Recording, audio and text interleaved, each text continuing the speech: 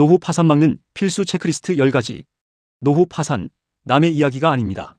한국 노인 빈곤율은 OECD 최고 수준이며 60대 이상 개인 파산 신청자가 절반을 넘습니다. 이 현실을 외면한다면 당신의 노후도 위태로울 수 있습니다. 지금부터 노후 파산을 막을 수 있는 10가지 필수 체크리스트를 통해 안정적인 노년을 위한 해답을 찾아보세요. 이 정보는 단순히 이론이 아니라 실제 노후 파산의 원인과 재파산까지 이어지는 심각성을 바탕으로 여러분의 재정적, 육체적, 심리적 안정을 위한 구체적인 전략을 제시할 것입니다. 특히 2026년에 적용될 새로운 정책 변화들까지 함께 고려하여 가장 최신화된 노후 대비 전략을 알려드리겠습니다. 첫 번째, 3층 연금 시스템을 완벽하게 활용하는 것입니다. 국민연금, 퇴직연금, 개인연금 이 세 가지 기둥은 흔들림 없는 노후 소득의 기반이 됩니다. 국민연금은 국가가 보장하는 최소한의 안전망이며 가입 기간을 최대한 늘리고 연금 수령 시기를 늦추는 것만으로도 수령액을 크게 늘릴 수 있습니다. 예를 들어 연금 수령 시기를 최대 5년까지 늦추면 매년 7.2%, 총 36%까지 연금액을 증액할 수 있습니다. 이는 단순히 수치상의 이득이 아니라 물가 상승률과 기대 수명을 고려할 때 매우 강력한 노후 자금이 됩니다. 퇴직연금은 더 이상 방치해서는 안 되는 중요한 자산입니다. 젊을 때는 TDF와 같이 공격적인 투자를 통해 수익률을 극대화하고 은퇴 시점에 가까워질수록 안정적인 자산으로 전환하는 전략적인 운용이 필요합니다. 2026년부터 모든 사업장의 퇴직연금 의무화와 펀드화가 추진되는 만큼 개인의 적극적인 관심과 운용이 그 어느 때보다 중요해질 것입니다. 마지막으로 개인연금은 세액 공제 혜택뿐만 아니라 건강보험료 부담을 줄여주는 효과까지 있습니다. 연금저축은 연간 최대 600만 원, IRP는 추가 300만 원까지 세액 공제가 가능하여 노후 자금을 마련함과 동시에 현재 세금 부담까지 줄일 수 있는 일석이조의 효과를 누릴 수 있습니다. 이 세 가지 연금의 시너지를 극대화하는 것이 노후 파산을 막는 가장 기본적인 출발점입니다. 두 번째는 국민연금 수령 시기를 전략적으로 조정하는 것입니다.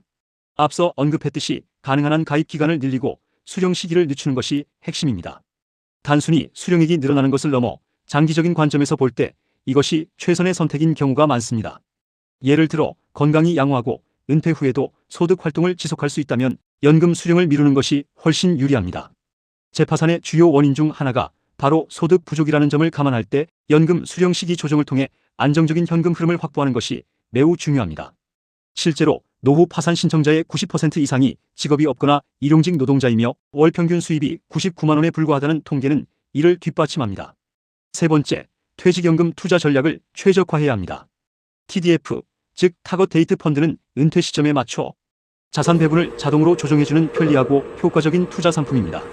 젊을 때는 주식과 같은 위험 자산의 비중을 높여 수익률을 추구하고 은퇴가 가까워질수록 채권과 같은 안정자산으로 자동 전환되어 리스크를 줄여줍니다.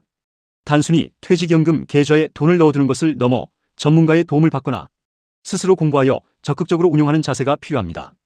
2026년부터는 전 사업장 퇴직연금 의무화와 펀드화가 추진되므로 퇴직연금 운용에 대한 관심은 선택이 아닌 필수가 될 것입니다. 개인의 자산 운용 능력에 따라 노후의 질이 크게 달라질 수 있습니다. 네 번째, 개인연금을 적극적으로 활용하는 것입니다.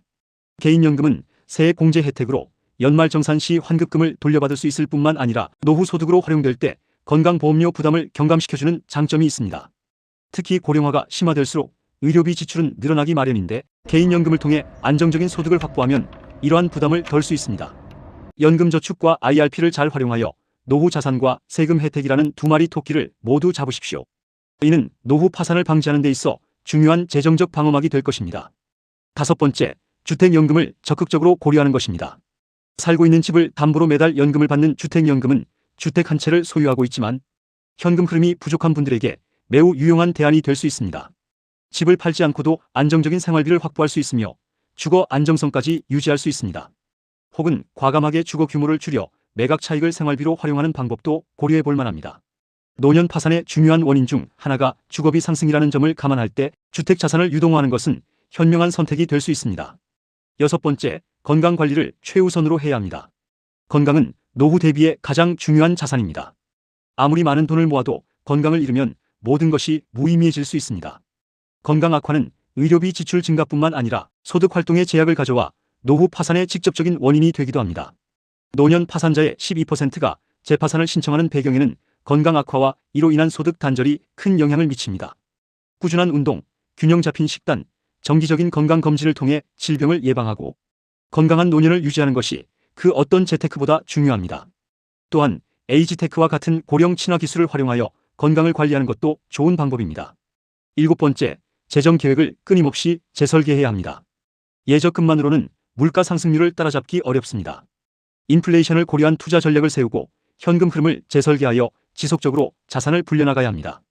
주식, 펀드, 부동산 등 다양한 투자처에 대한 학습과 전문가의 조언을 통해 자신에게 맞는 포트폴리오를 구성하고 정기적으로 점검하고 조정하는 것이 필요합니다. 노후 자금은 한번 모아두면 끝이 아니라 은퇴 후에도 끊임없이 관리하고 성장시켜야 하는 살아있는 자산입니다. 8번째, 소비 습관을 개선하고 가계 부채를 관리하는 것입니다. 불필요한 지출을 줄이고 계획적인 소비 습관을 들여야 합니다. 충동적인 소비나 과도한 대출은 노후 파산의 지름길이 될 수 있습니다.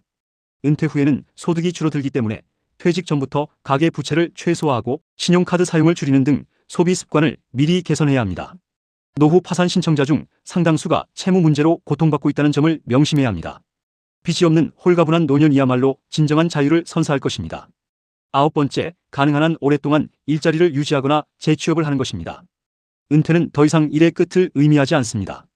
건강이 허락하는 한 소일거리라도 꾸준히 하면서 사회와의 연결고리를 유지하고 소득을 확보하는 것이 노후 파산을 막는 중요한 요소입니다. 정부나 지자체에서 제공하는 고령자 일자리 사업이나 재취업 프로그램 등을 적극적으로 활용해야 합니다.